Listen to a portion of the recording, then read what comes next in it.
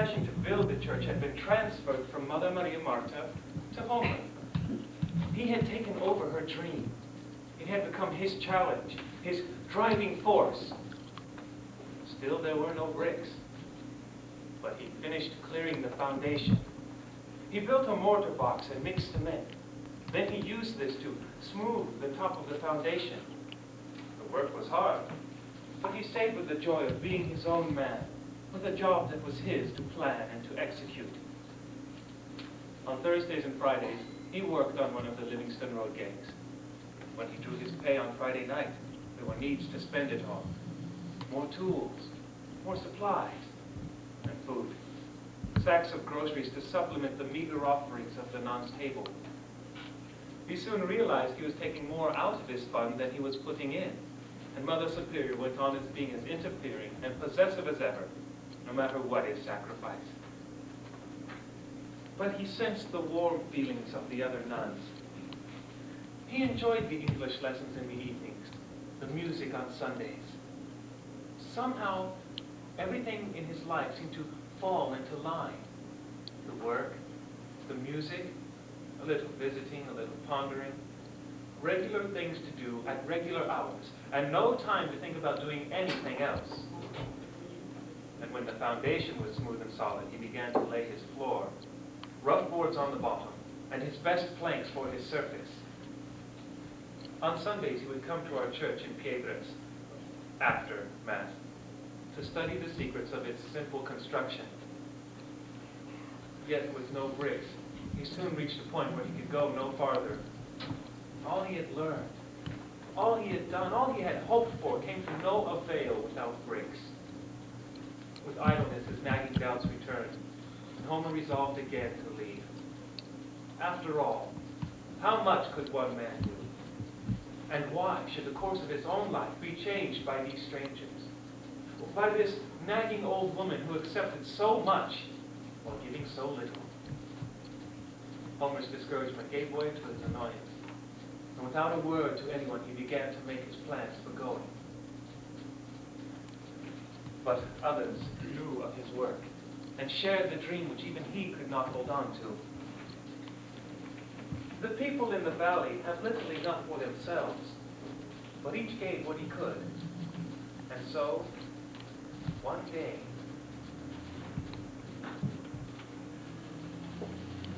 hello? Senor! Over here. Ah, senor. It is me, you remember? From Piedras? Sure, I remember. The man with the good hand today. What brings you out here? The padre says to the people that you must have bricks. Do we agree? Well, so you did. It is of no use, but we have brought it. Thanks. I was about ready to call it quits. They are only of adobe. Many will break, but it is a way to start. Sure it is. Come, I'll show you where to park your truck. I'll help you unload. See? Schmidt? I wondered how long it'd take her to find out something was going on. These are bricks, Schmidt. That's what they are. People in the valley sent them. Oh, we thank you. Now we start to build the walls, yeah? I guess so. Of course, I was hoping for real bricks. This adobe stuff ain't as good by a long shot. It won't laze me. It is all right, senor. I'll show you how. You don't need to. I mean, thanks anyway, but I've been studying up on adobe. I'll be able to work it out. Good. Now I call to others. We help you unload the bricks. No need. We can handle it ourselves, right, amigo? Besides, it ain't women's work. Schmidt, it is as we said, that there will be bricks. A few now to begin with, more later than we need. You will see, the chapel it will be built now. Maybe yes, maybe no. What's on that truck can't be more than 400 or 500 bricks. I wouldn't start counting my chickens too soon if I were you. Yeah, Schmidt. I don't count.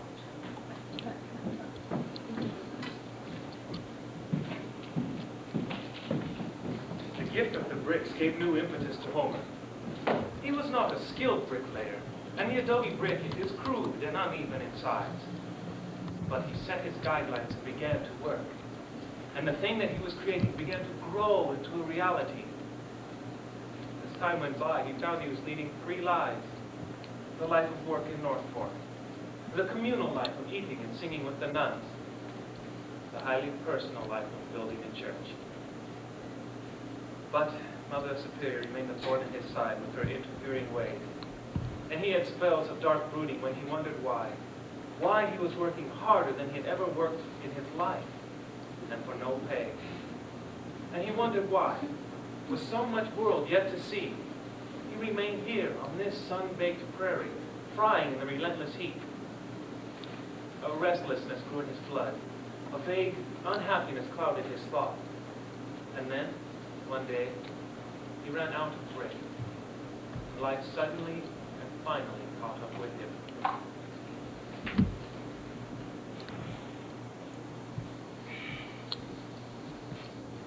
You lonely too, old fella? There's your answer. Somebody else who speaks your language. Maybe that's what I need. Instead of old mother bothering in my life with orders and suggestions and just plain interference. Oh, there's a hammer, that old lady. Always beating on something or somebody. It's foolish to think that there might be any softness in her. There. That's where I was heading when all this came up, off there over those mountains. Towns to see, new people to meet, work to do, and for money, too. It's time to go, old friend, and that's all there is to it. You're tired out and lonely. You got nothing more to give. Why should you? You did what you could. But some jobs are more than one man can handle, and it's nothing but good sense to admit. You can't build without brick. There's no more brick to be had. Once more, you've got no call to take over someone else's dreams and let it run you ragged. You got enough dreams of your own. Not all that much time to be chasing them down. Look at it, straight and clear. You've been packed and ready to go for days, and you know why. You help these girls out plenty, and just because you wanted to. But there's nothing here more you've got to do. Plenty here you can't do, and lots more you shouldn't even try to do. It's time to quit sitting around waiting on miracles that ain't going to happen. Time to look after Homer Smith for a change. Time to go and keep on going. Come on, boy. In a couple of days, they'll forget you were ever here.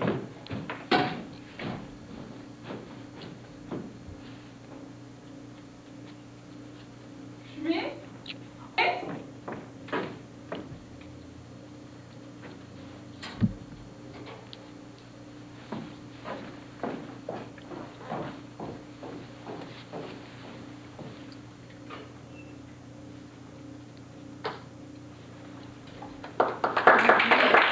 The lives of the nuns went on as before. Their disappointment was deep, but they attended to their duties and said nothing. Yet, the unfinished walls of the chapel, rising only as high as a man's shoulder, were an ever-present reminder of a hope unrealized, a goal beyond their reach. As for Homer, his journey took him out of the valley and beyond the mountains to the city. There he found what he had so sorely missed. Lights, laughter, the companionship of others who felt and spoke as he did. He liked the noise, the traffic, the hard feel of pavement under his feet. He was happy, and soon the life he had left behind became only a hazy dream, as unreal as incidents in the life of another man. He found a room, and when his money ran low, went to work for a wrecking company. It was hard, dangerous work, but the pay was good, and the comforts of civilization awaited him when each day was over. Then, a few weeks later, while he was sorting through the salvage from a group of demolished row houses, the past suddenly reached out and claimed him again. He was piling up old bathtubs when the thought came to him that the nuns had no such convenience in their lives, which should have. All at once he knew that he must return, that his going away had been only a brief respite, a temporary escape from a commitment which he must honor. He bought one of the bathtubs from the foreman of the wrecking crew, lashed it on top of his station wagon, and headed back to the valley. It was late afternoon when he drove into the ranch and parked in his accustomed spot.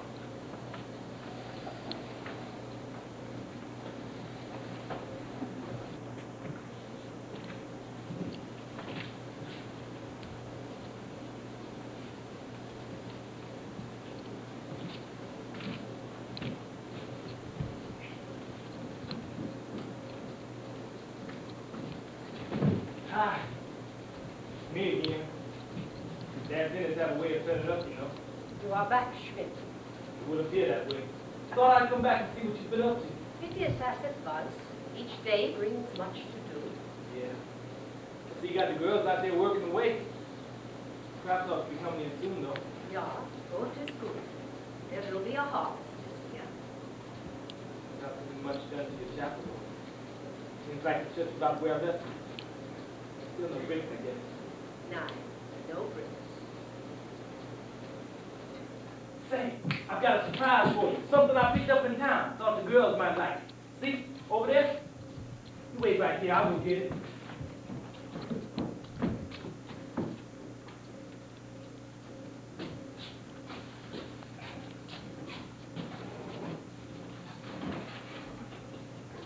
Oh, das ist gut, Schmidt.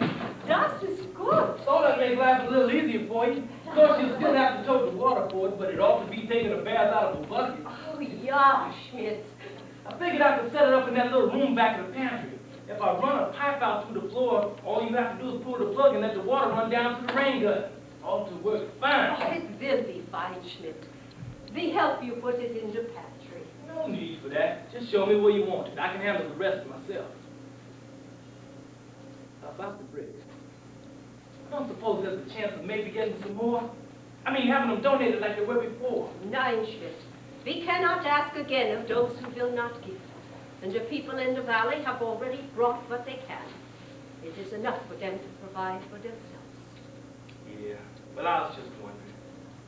Well, since I'm back, I might as well start on something else, like the pews. At least we've got lumber, and there's no reason I shouldn't get after the woodworking. It'll have to be done sooner or later anyway. Ja, Schmidt. That is true. It will have to be done. I better get this thing inside. It looks pretty silly sitting out here. Maybe I can get it set up so the girls can use it tonight. Oh, nein, Schmidt. The others will be in soon to wash for supper. There is no time. Tomorrow, then. Tomorrow Sunday is. We go to Mass. That's right. I was forgetting about it being Sunday.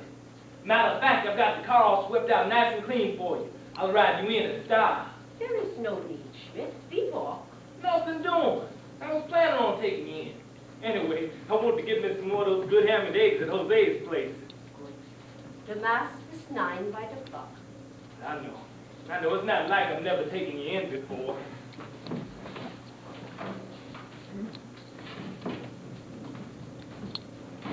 No, Sam. It does to me. It could not. Everybody says that you are gone. And this is how it had to be. They laugh at the nuns because the nuns said that you will return. I don't want to see nobody laughing at those nuns. Yes, they know. Now nobody will laugh. No, that's right. Nobody's going to laugh. The father had said to them that you will return. How did he know? That Mother Superior, she told him. How did she know? She knew. And she knew more than I did. See? That old lady sure enough knows something else, too. I'm here because I want to be, not because I have to. Free man. Free as a bird. Nobody's got a rope on me, and nobody ever will. Least of all those mothers. And when I want to go, I go. I decide about that when I choose. See, the father, that Father Gomez, he will be very happy that you've come back to those nuns. Why should he be happy? He will say that it proves a religious thing. What religious thing? Faith. It is a word for what is unreasonable. If a man believes in an unreasonable thing, that is faith. It is not reasonable that you should come back to this place and work for nothing. Nobody believes it. You have come back. Maybe you got a point there. But it still doesn't mean I belong to anybody. Could be. I have faith too. Trying to build that chapel isn't a reasonable idea. But here I am working away at it, even without bricks. Me, I have no faith. I do not believe in the church. I do not go to the mass.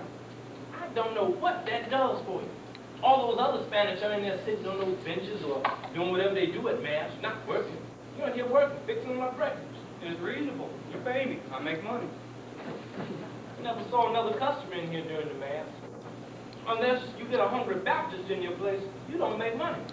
So, I sit here and do nothing. It is a reasonable thing. No priest tells me what to do. No, I suppose not. But, you did bring those bricks a while back. You listened to the Padre then. I have the truck, senor. I only carry the brick. It's the least I can do. Master, go. Better go pick up the girls. Figure out what I owe you, will you, Migo? See, I figured. It is nice to see you again. We welcome you back to Piedras. Thank you, Padre. And your return has already caused much talk. So I understand. There are many who said you would not come back. I believe that you will have a surprise or two this week. Or has Mother Superior already told you? Told me what, Padre? Ah, then you don't know. It is the break, Senor Smith. Almost overnight it is decided. Even the poorest man in the valley will give what he can to see to it that you have the bricks. All you need to build the chapel. Everyone has agreed. Why should they do that? It's because you have come back. Well, at first, many doubted that the chapel would be built. And when you left, they said, see, he does not believe himself that it can be done. He will not be back. But now, you are back. And those who doubted are sorry that they did so. It is their wish to give what they can to atone for this. They don't owe me anything. What I did was strictly on my own. It is not just to help you, Signors, or Mother Superior, or the nuns that they wish to give. It is because they know now that the chapel must be built, and that they must share in this. The debt is to themselves. I'm not sure I follow their line of reasoning, but I'll be happy to see some bricks, whatever the reason. You shall, Senor Smith. This is a poor valley, but the people are rich of spirit. And when a thing must be done, it is done. Well, I better be moving along. The girls will be waiting. So long, Father Gomez. Thank you for your hospitality. And adios. Adios, Senor Smith.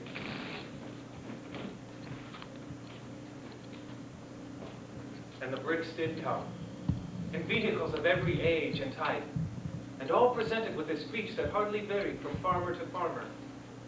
Its purpose was to say that they were happy to bring the bricks, that they had doubted Homer in their hearts and were sorry.